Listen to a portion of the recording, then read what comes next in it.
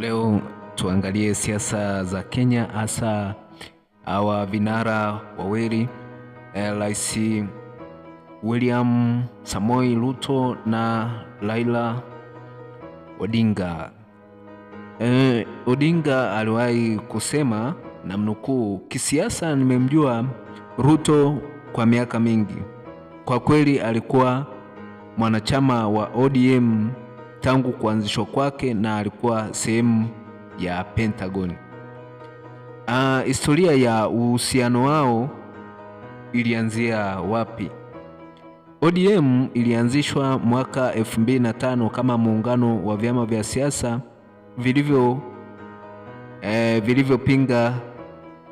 vilivyopigania katiba mpya ya wakati huo.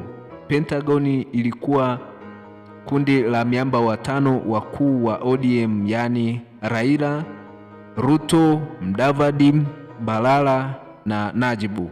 Wakati huo Ruto alikuwa akiwakilisha Rift Valley na aliungwa mkono na wengi kama mmoja wanasiasa vijana wenye ushawishi mkubwa wakati huo. Uhusiano wao ulikuwa wa karibu sana, wakiunganisha nguvu dhidi ya serikali ya Rais Mwai Kibaki. Baada ya uchaguzi wa mwaka 2007, Raila na Ruto walihudumu pamoja kwenye serikali ya muungano ambayo ilijulikana kama Grand Coalition, iliongozwa na Rais Mwai Kibaki. Raila alikuwa waziri mkuu wakati huo. Ruto akateuliwa kuwa waziri wa kilimo. Katika wazifa wake waziri wa kilimo, Ruto alionyesha umahiri wa hali ya juu kwa kupambana na upungufu wa chakula na kuanzisha mpango wa mbolea nafuu. Kwa lugha ya shamba, akawa mkombozi wa kulima. Hii ndio bidii na kujitolea ambayo Raila anamsifu nayo William Ruto. Lakini baada ya mwaka 2011 mambo yalibadilika kama mboga sokoni. Ruto aliachana na ODM akajiunga na Jubilee Coalition, yani muungano wa Jubilee chini ya Uhuru Kenyatta, ndio ile tuko pamoja ile, hadi pale mambo yalipoanza kusigana. Mwaka 2013 Ruto akawa naibu rais chini ya Uhuru, akaingia pale Harambee Annex. Kwa miaka mingi Raila na Ruto walikuwa kama paka na panya. Raila akiongoza upinzani kupitia ODM na baadaye NASA, huku Ruto akijenga UDA na kubeba bendera ya Asa Nation. Lakini sasa Raila anasema anamuunga mkono Ruto kama rais, tena kwa moyo wake wote, kama mtu ambaye anafurahia vile kula ugali na sukuma wiki iliyoiva vizuri. Raila ni mtaalamu wa nusu mkate na handshake. Mara zote yupo karibu na serikali, hata kama alianza kwa maneno makali. Kwa zaidi ya miaka 30 kwenye siasa za Kenya, amekuwa akigombea bila kupata kiti cha ikulu, lakini hajawahi kuchoka. Alifungwa, akarudi, akapambana, akashindwa, lakini bado akapata mwanya wa kuingia jiko la serikali. Naikumbuka handshake yake ya kihistoria na Uhuru Kenyatta mwaka 2018 iliyolenga kuleta umoja wa kitaifa na kuiweka Kenya mbele. Sasa hata wakati wa Ruto, Raila yupo karibu sana, wameshikana mikono kama washikaji wanaocheza draft vile maeneo yetu ya kwa maslahi ya taifa, ama sijui kama ni maslahi ya taifa au maslahi ya namna gani.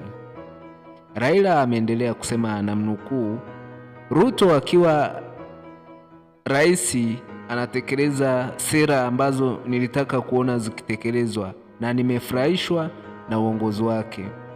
Hii kauli imezua maoni kwa watu wengi, wanasema ni ujanja wa kisiasa, wengine wanasema ni ustaarabu wa kuunga mkono mazuri, lakini si wote wanaopenda udugu huu kati ya bwana Rigathi Gachagua.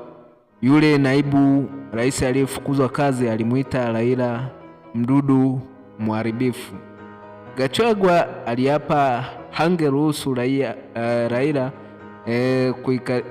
kuikaribia serikali yao hata kwa sentimita moja. Akadai serikali yao ni ya shares kama vile kampuni ya hisa za umma, lakini Wakenya wengi pamoja na Raila hawakumcheka na huo mzao wa shares.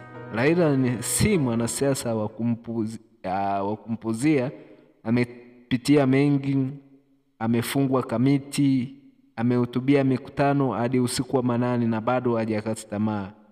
Wageni wanamuita mlaku, kama vile Gen Z wanavyosema, maana hajui kusema imetosha. Kila akijaribu anafeli, anaungana na mpinzani wake, labda kupata nusu mkate ama walau vipande vitatu vya mkate.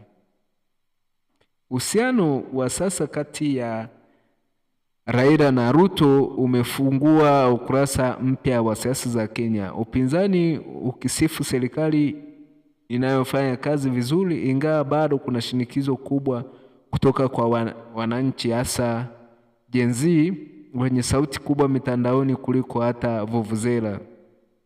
Ruto kwa upande wake ni mwanasiasa shupavu na jasiri. Kenya inajulikana kwa siasa za kabila, Wakikuyu wakiwa na idadi kubwa zaidi na Wajaluo wakiwa pia wengi sana. Lakini Ruto anatoka katika kabila la Wakalenjini ambao ni dogo kwa idadi, linapatikana Rift Valley, mji wa maziwa na miguu ya marathoners, yani wakimbiaji. Lakini kwa cha kushangaza, Ruto alishinda urais mwaka 2022 akimshinda Raila kutoka kabila kubwa la Wajaluo. Pengine historia ilitaka kumkumbuka mtoto wa mkulima aliyelelewa mitaa ya Asas kama ushahidi kwamba inawezekana. Kwa hiyo usimdharau Ruto, ni mwanasiasa aliyejipika mwenyewe, ameshinda kutoka chini hadi juu, akitumia ujanja na umaridadi na kuwatumia watu kukua katika siasa za Kenya. Kenya sasa iko katika hali ya kisiasa yenye ladha ya chai na mkate. Na chai ni chai ya maziwa na mkate.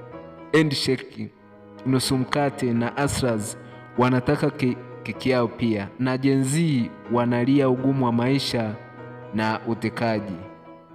Tukae chonjo tuone kama huu ushirikiano wa Raila na Ruto utadumu au ni handshake ya muda mfupi. Lakini je, sera zipi ambazo Raila anasema zinamfurahisha kwenye uongozi wa Ruto? Je, ni ajenda ya kilimo na umwagiliaji, mikakati ya upanuzi wa bandari na reli, mpango wa uchumi wa kidijitali na ajira kwa vijana, juhudi za kupunguza gharama za maisha? Mimi sijui. Nawaza tu, kama wewe ni Mkenya unaweza kutoa maoni yako kupitia